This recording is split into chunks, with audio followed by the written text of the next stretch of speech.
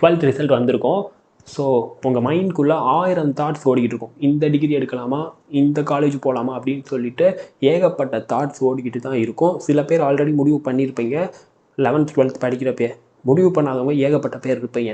அவங்களுக்காக தான் இந்த வீடியோ.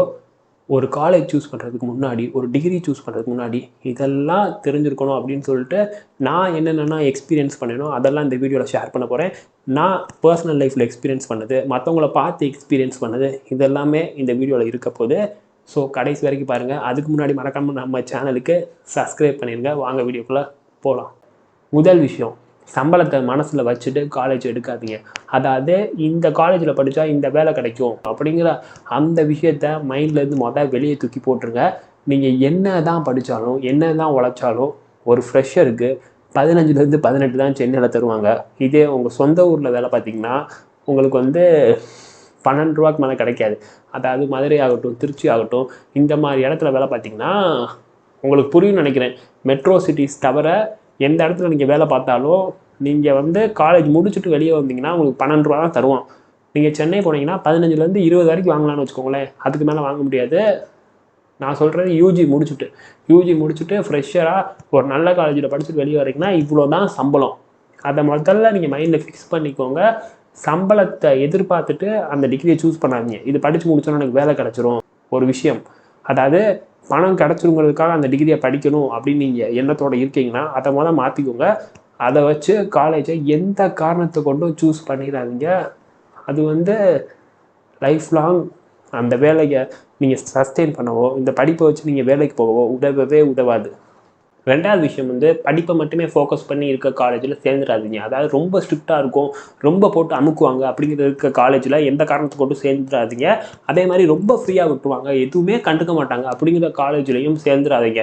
நீங்கள் காலேஜை பற்றி விசாரித்தாலே உங்களுக்கு தெரியும். அதாவது நான் இங்கே டிகிரியை பற்றி பேச வரல, காலேஜ் நீங்கள் எடுக்கிறப்ப இதெல்லாம் உங்கள் மைண்டில் இருக்கணும் அப்படிங்கிறத நான் பேச வர்றேன்.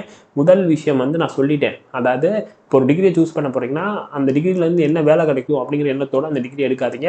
உங்களுக்கு பிடிச்சிருந்தா அந்த டிகிரி எடுங்க. மனசார உங்களுக்கு அந்த டிகிரி பிடிச்சிருக்கு, இதில் எனக்கு பேஷன் இருக்குது அப்படின்னு உங்களுக்கு தோணுச்சுன்னா எடுங்க. இப்போ நீங்கள் ஹிஸ்ட்ரி படிக்கணும்னு ஆசைப்படுறீங்கன்னு வச்சுக்கோங்களேன். நீங்கள் சின்ன வயசுலேருந்தே ஹிஸ்ட்ரியை விரும்பி தெரிஞ்சுக்கணும் அப்படிங்கிற அந்த க்யூரியாசிட்டியோடு இருக்கணும். அப்போ தான் நீங்கள் ஹிஸ்ட்ரி எடுத்தால் உங்களுக்கு அதை படிக்கணும்னு தோணும். அது மூலமாக உங்களுக்கு வேலை கிடைக்கிறப்ப நீங்கள் 12,000 ஓகே தான், எனக்கு பிடிச்ச வேலையை செய்கிறேன்னு சொல்லிட்டு உட்காந்து செய்வீங்க. இதெல்லாம் இல்லாமல் நீங்கள் பேரண்ட்ஸ் சொன்னாங்க அப்படின்னு சொல்லிட்டு ஹிஸ்ட்ரி எடுத்தாலோ இல்லை இன்ஜினியரிங் எடுத்தாலோ இல்லை எது எடுத்தாலுமே it's not going to work. வேலைக்கு போனோன்னா நீங்கள் 1 மந்தில் வேலையை விட்டுருவீங்க.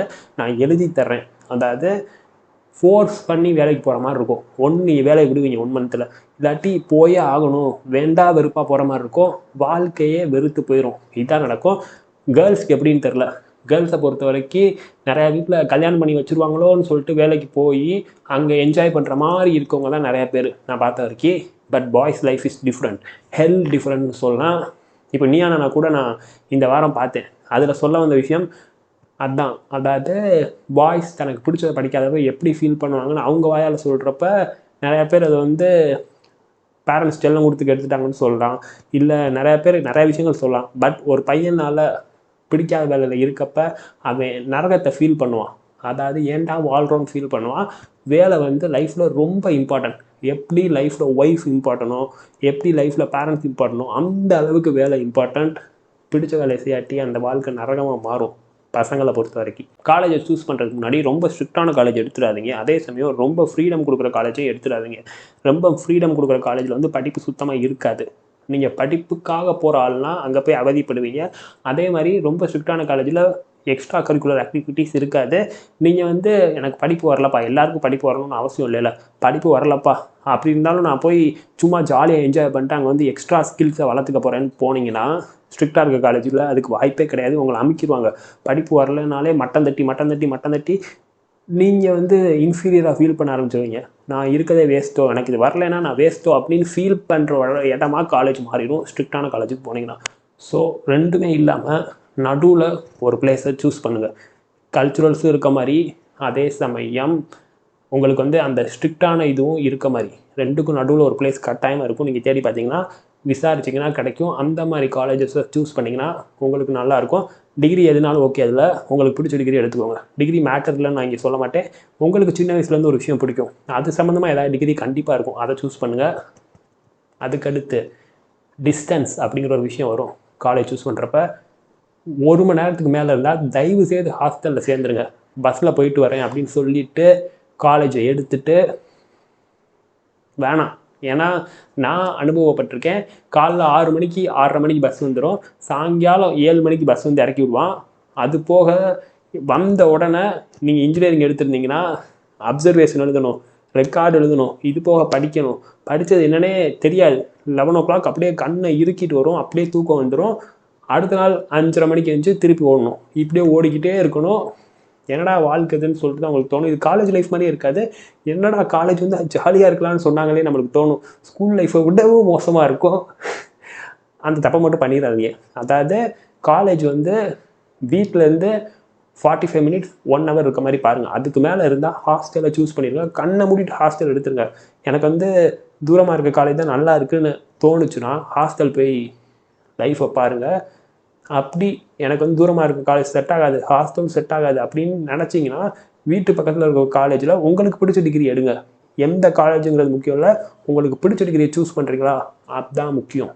அடுத்த விஷயம், ஆர்ட்ஸா இன்ஜினியரிங்கான்னு முடிவு பண்ணிடுங்க. அது மெயினான விஷயம். நீங்கள் டிகிரி சூஸ் பண்ணுறதுக்கு முன்னாடி, காலேஜ் சூஸ் பண்ணுறதுக்கு முன்னாடி இந்த விஷயத்தில் கிளியராக இருங்க.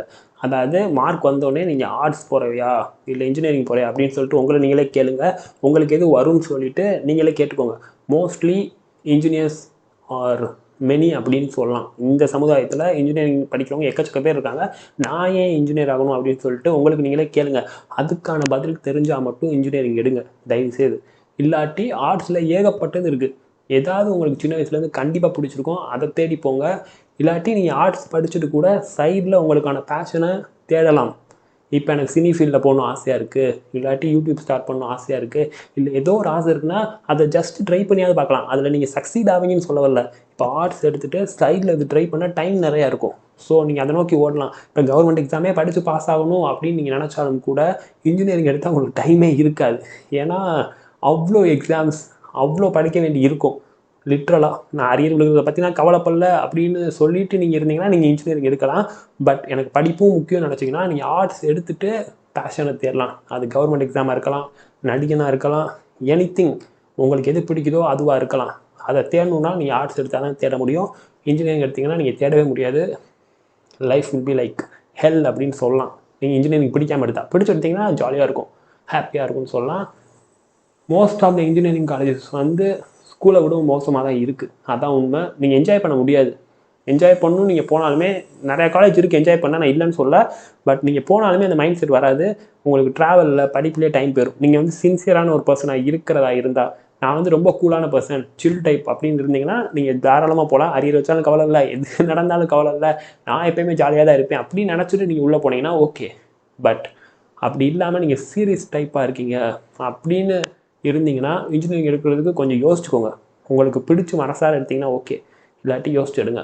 அவ்வளோதான் நான் சொல்லுவேன். நீங்கள் வந்து காலேஜ் போகிறீங்கன்னு வச்சுக்கோங்களேன், அந்த டைம் பீரியட் மட்டும் தான் நம்ம என்ஜாய் பண்ணக்கூடிய டைம் பீரியட். அதுக்கப்புறம் என்ஜாய்ங்கிற விஷயம் வந்து ரொம்ப கஷ்டமாகிட்டே போகும். இருக்கும் என்ஜாய்மெண்ட் இருக்கும், பட் வீக்கெண்ட்ஸ் எதிர்பார்த்து ஒரு என்ஜாய்மெண்ட் இருக்கும் பார்த்தீங்களா, அதான் தான் நம்ம வாழ்க்கை மாறிட்டே போகும். அன்லஸ் நீங்கள் பிஸ்னஸ் செய்யாட்டி எப்படா வீக்கெண்ட் வரும், எப்படா நம்ம என்ஜாய் பண்ணுவோம் அப்படிங்கிற அந்த மைண்ட் செட்டில் தான் நீங்கள் மூவ் ஆன் போய்கிட்டே இருப்பீங்க. Human kind is moving towards the weekend அப்படின்னு சொல்லலாம். அதாவது நீங்கள் வந்து மாதம் சம்பளம் வாங்குகிற ஒரு ஆளாக இருந்தால் அதை நோக்கி தான் நீங்கள் ஓடுவீங்க. வீக்கெண்ட் வராதா, என்ஜாய் பண்ண மாட்டோமா அப்படிங்கிற அந்த ஏக்கம் உங்களுக்குள்ளே இருந்துக்கிட்டே இருக்கும். ஸோ இந்த 3 வருஷமோ 4 வருஷமோ 5 வருஷமோ மட்டும்தான் நீங்களாக இருக்க முடியும், என்ஜாய் பண்ண முடியும். ஏன்னா நீங்கள் உள்ளே போயிட்டு நிறையா பேர் என்ன ஃபீல் பண்ணுவாங்கன்னா ஸ்கூலை விட மோசமாக இருக்குது அப்படின்னு ஃபீல் பண்ணுவாங்க. அதனாலே ஏகப்பட்ட பேர் டிஸ்கண்டினியூ பண்ணி நான் பார்த்துருக்கேன். ஏன்னா நானே ஒரு டிஸ்கண்டினியூ தான். அதை தாண்டி அந்த டிஸ்கண்டினியூவை தாண்டி அதை உடச்சி மேலே வர்றது அவ்வளோ ஈஸி இல்லை.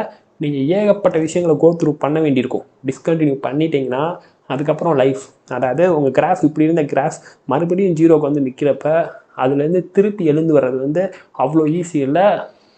அது நான் இன்னொரு வீடியோவில் சொல்கிறேன் என்னோடய டிஸ்கண்டினியூ வாழ்க்கையை பற்றி. அது வேணும்னா நீங்கள் கமெண்ட்டில் சொல்லுங்கள், நான் அடுத்த ஒரு வீடியோவில் சொல்கிறேன். சின்ன வயசுலேருந்து உங்களுக்கு ஒன்று பிடிச்சிருக்கும்ல, ஏதாவது ஒன்று உங்களுக்கு வரும். கண்டிப்பாக எல்லாருக்கும் ஏதாவது ஒன்று வரும். அது சம்மந்தமாக காலேஜ் நிச்சயமாக இருக்கும், அது சம்மந்தமாக டிகிரி நிச்சயமாக இருக்கும். உங்கள் பேரண்ட்ஸ்கிட்ட உட்காந்து பேசி கன்வின்ஸ் பண்ணுற திறமை உங்களுக்கு இருந்தால் நீங்கள் வந்து உங்களுக்கு பிடிச்ச டிகிரியை சூஸ் பண்ணலாம். அந்த லைஃப்பை நீங்கள் ஹாப்பியாக லீட் பண்ணலாம். அண்ட் ஒரே ஒரு விஷயம், காலேஜ் டைமில் மட்டும்தான் கொஞ்சமாக என்ஜாய் பண்ண முடியும். அதுவும் முக்கியமாக யூஜி டைம். பிஜிலலாம் என்ஜாயே பண்ண முடியாது, பெருசாக என்ஜாய் பண்ண முடியாதுன்னு வச்சுக்கோங்களேன். பிஜி அதில் வந்து நம்மளுக்கு மெச்சூரிட்டி வந்துடும். ஹியூமனை வந்து நம்ம வந்து ஜட்ஜ் பண்ண ஆரம்பிச்சிடும், முழுக்க ஜட்ஜ் பண்ண ஆரம்பிச்சிடும். பட் இந்த 18 இயர்ஸ் அப்போ நீங்கள் உள்ளே போகிறப்ப நீங்கள் யாரையுமே ஜட்ஜ் பண்ணாமல் ஃப்ரெண்டாக பழகிறப்ப அது ரொம்பவே டிஃப்ரெண்ட்டாக இருக்கும். அந்த ஹாப்பினஸ் வந்து ரொம்ப அழகாக இருக்கும். ஒரு வெள்ளந்தியான ஒரு சந்தோஷம் அப்படின்னு சொல்லலாம். அது வந்து யூஜியில் தான் கிடைக்கும். அதை நீங்கள் வந்து இழந்துடாதீங்க. நான் சொன்ன இந்த 3 விஷயம் கரெக்டாக செஞ்சிங்கன்னா நீங்கள் அதை இழக்காமல் இருப்பீங்க. அப்படி செய்யாட்டி கண்டிப்பாக இழந்துருவீங்கன்னு சொல்லிட்டு இந்த வீடியோ முடிச்சுக்கிறேன். உங்களுக்கு ஏதாவது டவுட் இருந்துச்சுன்னா, இதுக்கு மேலே ஏதாவது கேட்கணுன்னா நீங்கள் வந்து கமெண்ட்டில் தாராளமாக கேட்கலாம். நான் வந்து இந்த கோர்ஸ் எடுக்க போகிறேன், இது எப்படி இருக்கும் அப்படின்னு சொல்லிட்டு கேட்காதீங்க. அது எனக்கும் தெரியாது. அது வந்து நான் ரிசர்ச் பண்ணி தான் உங்களுக்கு அந்த வீடியோவாக போஸ்ட் பண்ணோம். நீங்கள் இந்த கோர்ஸ் வேணும், இதை பற்றி டீட்டெயிலாக பேசுங்கன்னா நான் பேசுவேன். பட் இந்த காலேஜ் நல்லா இருக்குமா அப்படின்னு சொல்லிட்டுலாம் என்கிட்ட கேட்காதீங்க. உங்களுக்கு பிடிச்சிருக்கா, அந்த காலேஜை பற்றி நீங்கள் தான் தேடணும், நீங்கள் தான் விசாரிக்கணும். அப்படி விசாரிச்சுட்டு அதில் ஏதாவது டவுட் இருந்தால் நீங்கள் எங்கிட்ட வந்து கேட்கலாம். நான் வந்து கண்டிப்பாக ரிப்ளை பண்ணுவேன். இன்ஸ்டாகிராம் ஐடி இங்கே போடுறேன், இதில் வந்து கேளுங்க. இந்த வீடியோ நீங்கள் ஃபுல்லாக பார்த்துருந்தீங்கன்னா கடைசியில் இன்ஸ்டாகிராம் ஐடி வரும். டிஸ்கிரிப்ஷன்லேயே நான் இன்ஸ்டாகிராம் ஐடி கொடுக்குறேன். ஏதாவது டவுட்னா அங்கே வந்து நீங்கள் பேசுங்க. தாராளமாக நான் ரிப்ளை பண்ணி உங்கள் டவுட்டை முடிஞ்ச அளவுக்கு கிளாரிஃபை பண்ணுவேன். நம்ம சேனலுக்கு சப்ஸ்கிரைப் பண்ணுங்கள். இதோட இந்த வீடியோ முடிச்சுக்கிறேன். It's Bharathi good bye signing off here. Cheers நண்பா.